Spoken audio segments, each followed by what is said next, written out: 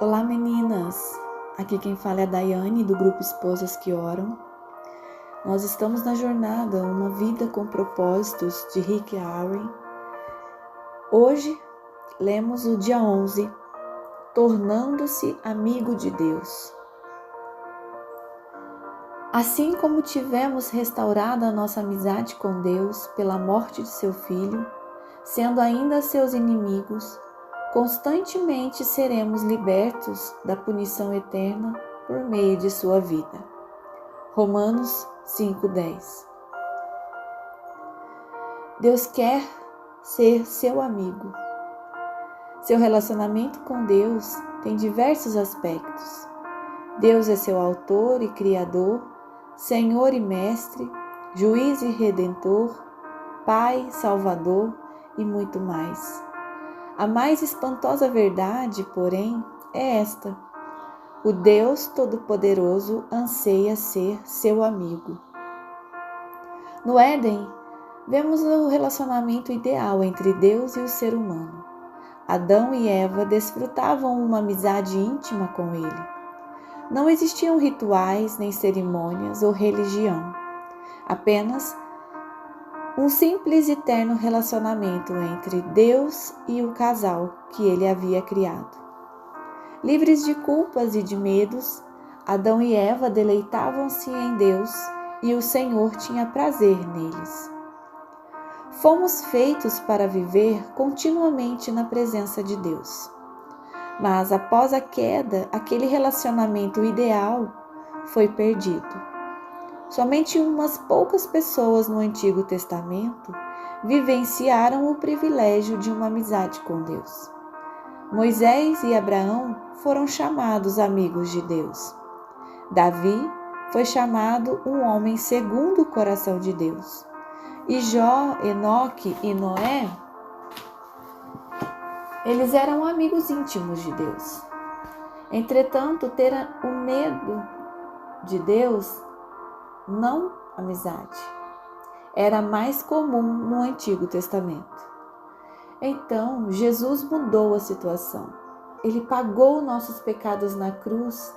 O véu do templo, que simbolizava nossa separação de Deus, foi rasgado de cima a baixo, indicando que o acesso direto a Deus estava novamente disponível. Ao contrário dos sacerdotes do Antigo Testamento, que precisavam passar horas se preparando para encontrar com Deus, hoje podemos entrar na presença dele a qualquer instante. A Bíblia diz: podemos agora exultar em nosso novo e maravilhoso relacionamento com Deus, tudo por causa do que nosso Senhor Jesus Cristo fez por nós, tornando-nos amigos de Deus. Romanos 5:11. Ter amizade com Deus só é possível por causa da graça dele e do sacrifício de Jesus. Tudo isso é feito por Deus, o qual, por meio de Cristo, nos transforma de inimigos em amigos dele. 2 Coríntios 5:18. O antigo hino diz: em Jesus amigo temos. Mas, na verdade, Deus nos convida a desfrutar a amizade e a companhia das três pessoas da Trindade, o Pai, o Filho e o Espírito Santo. Jesus disse: já não os chamo servos, porque os servos não sabem o que o seu Senhor faz.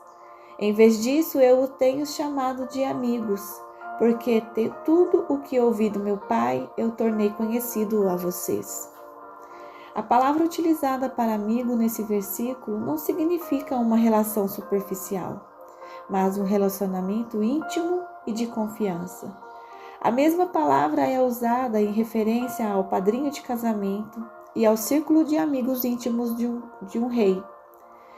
Em uma corte, os servos devem manter distância do rei, mas o círculo de amigos de confiança desfruta sua proximidade, bem como o acesso direto a ele e a informações confidenciais. Que Deus me queira como amigo íntimo é difícil de entender, mas a Bíblia diz: ele é Deus que zela com todas as forças pelo relacionamento que mantém com você. Êxodo 34:14. Deus deseja muito que o conheçamos profundamente. Na verdade, Ele planejou o universo e orquestrou a história, incluindo os detalhes da nossa vida, para que nos tornássemos seus amigos. A Bíblia diz em Atos 17, 26, 27, Ele fez as criaturas. Nenhuma criatura o fez. Começando do nada, Ele fez toda a raça humana e criou a terra habitável, com muito espaço e tempo para uma vida em que pudéssemos buscar Deus e que, em vez de ficar tateando na escuridão, pudéssemos de fato encontrá-lo. Conhecer e amar a Deus é nosso maior privilégio. E sermos conhecidos e amados é o maior prazer de Deus. Ele diz: se alguém quiser se orgulhar, que se orgulhe de me conhecer e de me entender. Estas são as coisas que me agradam. Jeremias 9:24. É difícil imaginar como é possível uma amizade íntima entre um Deus perfeito, invisível e onipotente, e um ser humano limitado e pecador. E mais de fácil compreender um relacionamento de mestre com servo, de criador para criação, ou mesmo de pai para filho. Mas o que quer dizer o fato de Deus me querer como amigo? Olhando a vida dos amigos de Deus na Bíblia, aprendemos 6 segredos para ter amizade com Deus. Faremos um exame de 2 desses segredos neste capítulo e 4 no próximo. O primeiro segredo é tornando-se amigo de Deus por meio do diálogo constante. Você jamais cultivará um relacionamento íntimo com Deus apenas indo à igreja uma vez na semana ou mesmo observando um período de busca diária. A amizade com Deus, ela é construída quando compartilhamos com Ele todas as nossas experiências. É lógico que é importante estabelecer o hábito de um momento diário consagrado a Deus, mas Ele quer mais que um compromisso em sua agenda. Ele quer ser incluído em todas as atividades, todas as conversas, todos os problemas e até mesmo em todos os pensamentos. Você pode manter uma conversa contínua e ilimitada com Ele ao longo do dia, conversando sobre o que quer que você faça ou pense a cada momento. Orem constantemente, orem continuamente. Significa conversar com Deus enquanto faço compras, dirijo, trabalho ou realizo qualquer outra tarefa. Um conceito equivocado bastante comum é o de que passar tempo com Deus significa estar sozinho com Ele. É claro que, seguindo o exemplo de Jesus, você precisa de um tempo a sós com Deus, mas isso se refere somente a uma parte do período que você passa acordado. Tudo que você faz pode ser passar tempo com Deus. E se Ele for convidado para participar e você estiver consciente de sua presença. Um livro clássico sobre um desenvolver constante conversa com Deus intitula-se A Prática da Presença de Deus. Ele foi escrito no século XVII por irmão Lourenço, um humilde cozinheiro de um monastério francês. Irmão Lourenço era capaz de tornar as mais banais e insignificantes tarefas, como preparar refeições, lavar pratos, em atos de louvor e comunhão com Deus. A chave para uma amizade com Deus, dizia ele, não é mudar o que você faz, mas sim mudar sua atitude em relação ao que faz. Ou seja, o que você normalmente faz por você mesmo, comece a fazer por Deus. Comer, tomar banho, trabalhar, relaxar ou jogar o lixo fora. Nos dias de hoje, é frequente sentirmos a necessidade de escapar da rotina para adorar a Deus. Mas isso se deve ao fato de que não aprendemos a prática de sua presença todo o tempo. Irmão Lourenço achava fácil adorar a Deus nas tarefas comuns da vida. Ele nunca precisou participar de retiros espirituais específicos. Esse procedimento é o ideal para Deus. No Éden, a adoração não era um evento no qual se comparecia, mas uma atitude permanente. Adão e Eva estavam em constante comunhão com Deus. Como o Senhor está com você durante todo o tempo, nenhum outro lugar é mais próximo dele que o lugar onde você está neste exato momento. A Bíblia diz: Ele comanda todas as coisas, está em todos os lugares e em todas as coisas. Efésios 4:6. Irmão Lourenço também cultivava o hábito de fazer continuamente orações curtas e informais ao longo do dia, em vez de tentar realizar longos períodos de oração complexas.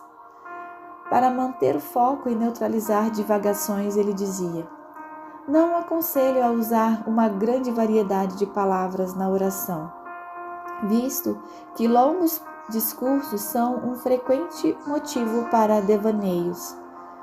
Numa época em que a concentração é difícil, a sugestão para manter a simplicidade, feita há mais de 4 séculos, reveste-se de especial importância.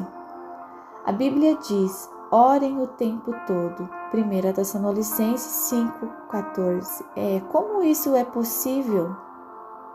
Orar o tempo todo, como isso é possível? Uma forma é utilizar orações sussurradas ao longo do dia, como têm feito muitos cristãos ao longo dos séculos. Escolha frase curta que possa ser repetida a Jesus no sussurro. Tu estás comigo, recebo a tua graça, dependo de ti, quero conhecer-te, pertenço a ti, ajuda-me a confiar em ti. Você também pode usar uma frase bíblica curta. Para mim, o viver é Cristo. Nunca me abandonarás. Tu és o meu Deus. Faça essas orações com a maior frequência possível, de modo que fiquem profundamente arraigados em seu coração. Apenas se assegure de que sua motivação é honrar a Deus e não controlá-lo. Praticar a presença de Deus é uma habilidade, um hábito que você pode desenvolver. Assim como os músicos praticam escalas diariamente, a fim de executar belas músicas com facilidade, você deve se disciplinar e pensar em Deus em diversos momentos do dia. Só precisa treinar a mente para se lembrar de Deus. A princípio, será necessário criar lembretes que restabeleçam regularmente a consciência de que Deus está com você naquele momento. Comece colocando lembretes visuais por perto. Você pode escrever pequenos bilhetes dizendo: Deus é comigo e por mim neste exato momento.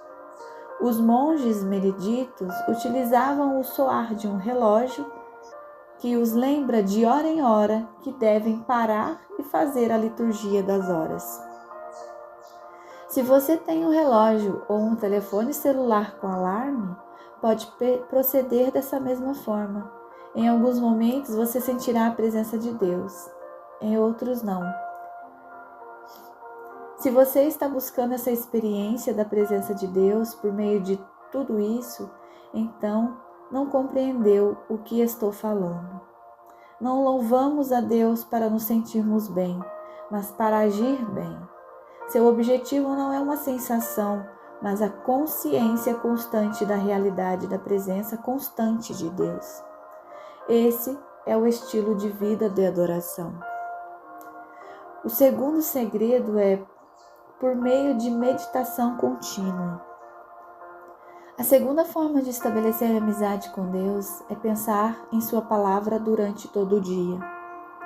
Isso é o que chamamos meditação, e a Bíblia nos exorta repetidamente a meditar sobre quem Deus é, o que Ele fez e o que Ele disse. É impossível ser amigo de Deus sem saber o que Ele diz. Você não pode amar a Deus a não ser que o conheça. E não pode conhecê-lo sem conhecer sua palavra. A Bíblia diz que Deus se revelou a Samuel por meio de sua palavra. E até hoje Deus utiliza esse momento. Embora você não possa passar o dia inteiro estudando a Bíblia, é possível pensar nela ao longo do dia, recordando os versículos que leu, ou memorizando-os e refletindo sobre eles. A meditação é frequentemente mal interpretada, como se fosse um ritual complicado e misterioso, praticado por pessoas místicas ou por monges em clausura. Meditar é simplesmente concentrar os pensamentos, habilidade que pode ser desenvolvida por qualquer pessoa e posta em prática em qualquer situação. Quando você pensa repetidamente em determinado problema, isso é preocupação. Quando você pensa repetidamente na palavra de Deus, isso é meditação. Se você sabe se preocupar, então já sabe meditar. Basta que desvie a atenção de seus problemas para os versículos bíblicos. Quanto mais você meditar na palavra de Deus, menores serão suas preocupações. Deus considerava Jó e Davi amigos íntimos pelo fato de eles valorizarem a palavra acima de qualquer coisa e meditarem nela o dia todo. Jó reconheceu: dei mais valor às palavras de sua boca do que ao pão de cada dia. Davi disse: como eu amo a tua lei, medito nela o dia inteiro. E as obras de Deus estão constantemente em meus pensamentos. Não consigo parar de pensar nelas. Amigos dividem segredos, e Deus irá compartilhar os segredos dele com você. Se você desenvolver o hábito de meditar em sua palavra, do início ao fim do dia. Deus contou seus segredos a Abraão e fez o mesmo com Daniel, Paulo e discípulos de outros amigos. Quando você ler a Bíblia ou ouvir um sermão, não cometa o erro de simplesmente guardá-la e continuar sua vida. Desenvolva o hábito de revisar a verdade em sua mente, pensando continuamente nela. Quanto mais tempo você repassar o que Deus disse, maior será sua compreensão dos segredos desta vida, os quais muitas pessoas deixam escapar. A Bíblia diz: o Senhor é amigo chegado daquele que o respeitam e obedecem, e os leva a conhecer a aliança que fez com eles. Salmos 25:14. No próximo capítulo, veremos os outros 4 segredos sobre o cultivo da amizade com Deus. Mas não espere até amanhã. Comece ainda hoje a praticar um diálogo permanente com Ele e a meditar continuamente em sua palavra. A oração permite que você fale com Deus e a meditação permite que Deus fale com você. Ambas são essenciais para quem quer se tornar amigo do Senhor. Amém? Deus abençoe, meninas.